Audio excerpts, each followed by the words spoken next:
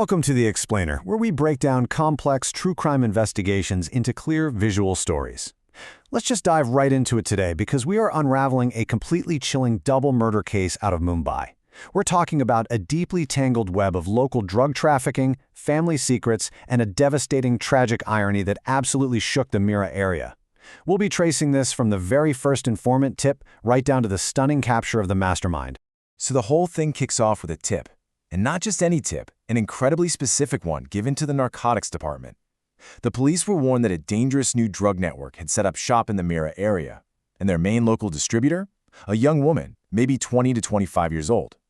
The informant even gave them her signature look. She always wears an orange scarf and carries a green bag when she's making deliveries. Naturally, local police went on high alert. They knew that if they could just intercept her, they could blow this entire local drug ring wide open. But before the detectives could even piece together a proper sting operation to catch her, a massive curveball completely derailed the investigation. A young woman named Magna was found brutally stabbed to death. And guess what the police found scattered right near her lifeless body? Drugs. This immediately forced investigators to ask a really dark, pressing question. Was Magna this mysterious peddler in the orange scarf? And if she was, who silenced her and why? Section 1, a clue and a corpse. We can actually track Meghna's final, frantic moments on the night of the murder. At exactly 11:30 p.m., Meghna leaves her home. Just 15 minutes later, at 11:45, security cameras catch her sprinting out of the Tripti building. Now, according to the local watchman, this was a residential complex where a group of local boys frequently hosted wild, late-night parties in Flat 502. On the footage, she is visibly terrified. And then, sometime between midnight and 1:30 a.m., the unthinkable happens. She is fatally stabbed in the back 5 times. Now, you'd probably assume exactly what the police assumed at first. They figured Meghna was the peddler they'd been warned about, simply because of the drugs left at the crime scene. But actually, scratch that. The medical truth completely shattered the police theory. When the autopsy results came back, the toxicology report showed 0 traces of drugs in Meghna's system. Literally none. She was completely clean. She wasn't an addict, and as they soon proved, she wasn't a peddler either. The drugs were just planted. Or maybe they were just a byproduct of the chaotic environment she stumbled into. Section 2. In the Circle of Suspicion. Since Meghna wasn't the actual peddler, detectives had to look closer to home. They widened their lens and brought several people in Meghna's life straight into the hot seat. And it turns out, a lot of people had a legitimate motive to harm her. First up is Malakar, her own father. He was a strict, retired alcoholic police constable who suspected Meghna of using drugs. He actually followed her out of the house on the night of the murder. Then you've got Rahul, this obsessed ex-colleague whose very public marriage proposal Meghna had totally rejected. Get this, he was caught on CCTV arguing outside her house that exact same night. And finally Sandhya, her so-called friend, who was secretly hiding her own stash of drugs in Meghna's desk drawer at work just to avoid getting caught herself. So yeah, everybody had secrets. But as police dug even deeper into her personal life, another major figure popped up, her ex-boyfriend, Yogesh. They found out Meghna had broken up with Yogesh exactly 6 months prior. The reason? Yogesh had fallen into a deep, dark drug addiction. Things had gotten so out of hand that he actually tried to force Meghna into selling drugs for him to fund his habit. Meghna stood her ground, flat out refused, and ended the relationship right there. Section 3. Second murder. New twist. Right when the police are meticulously mapping out all these complex alibis, interrogating the father, the ex-colleague, the friend, boom, the investigation turns completely upside down.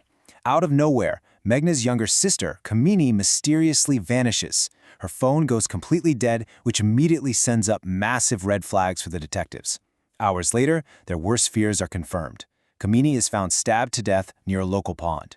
The murder weapon, the style of the attack, stabs to the back, it mirrors Meghna's death perfectly.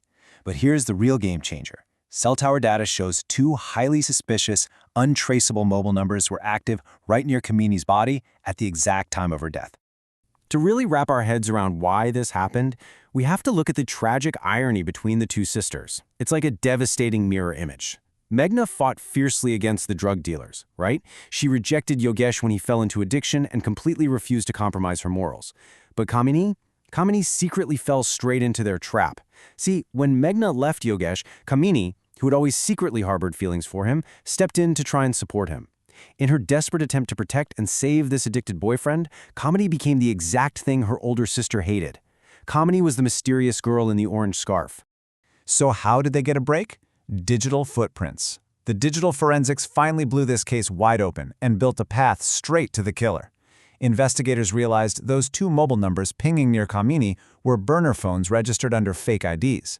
By crunching the call data, they discovered that number 1 actually belonged to Kamini herself. She was using it to make transactions with local drug buyers. But number 2? Number 2 belonged to her handler, and the GPS data showed number 2 actively traveling directly toward Kamini's location right before she was murdered. Section 4. The real killer exposed. Armed with his undeniable digital footprints, the police set up a sting. They called the handler's number, playing the part of desperate buyers needing a quick fix. They were given a pickup location, which led them straight to a revelation nobody saw coming. The mastermind was hiding in plain sight the entire time. It was Tarun, the local Chinese food stall owner. I mean, this is the exact same guy Meghna's family bought noodles from on a regular basis, and he was secretly the main drug supplier and cartel boss for the entire Mira area. Tarun didn't just sell drugs. He operated with this terrifyingly methodical, ruthless system. Step 1, he'd hook vulnerable local kids, like Yogesh, into addiction by offering them free or super cheap drugs at first. Step 2, once they were severely addicted, he'd trap them in a massive, totally unpayable mountain of debt. And step 3, when they inevitably couldn't pay up, he would force their desperate loved ones to peddle drugs to clear the balance. That is exactly how Kamini was blackmailed into becoming the peddler with the orange scarf. So, what actually happened the night of the first murder? It all boiled down to a fatal mistake. Yogesh had messed up a delivery and was being brutally beaten by drug buyers in that Tripti building. Terrified, he shoots Kamini a text for help, but Kamini was asleep. Her older sister Meghna intercepted the text instead. Wanting to protect her little sister, and, even her ex-boyfriend, Meghna rushed over to the building. In the middle of this chaotic scuffle to save Yogesh, Meghna actually grabbed a knife and slashed one of the attackers. Tarun, realizing Meghna was a fearless liability who could easily expose his whole operation, chased her down and killed her to keep her quiet. And days later, when Kamini figured out it was Tarun who killed her sister and threatened to go to the cops, Tarun silenced her too. Section 5. The deadly web of drugs. It's an absolutely devastating conclusion for a family torn apart by secrets. But uncovering the murder also exposed a much larger, insidious issue that's plaguing our communities. When they finally got Tarun in an interrogation room, his confession was bone-chilling. It wasn't just him admitting to the murders. It was this dark, arrogant commentary on the whole drug trafficking economy. He literally sat there and told the police, as long as there is demand, there will be supply, it won't stop. He genuinely viewed himself as just a businessman fulfilling a craving, totally apathetic to the blood on his hands and the lives he ruined. Which leaves us with a pretty heavy thought to consider today. Tarun operated his deadly empire right out of a neighborhood food stall. He hid in plain sight. If these deadly traps are operating right under our noses, relying on the silence and the unawareness of the community, what is our responsibility as citizens? How do we stay vigilant and break this deadly chain before another family is destroyed? Thank you so much for walking through this incredible case with me today. Stay curious, stay observant, and I'll catch you in the next explainer.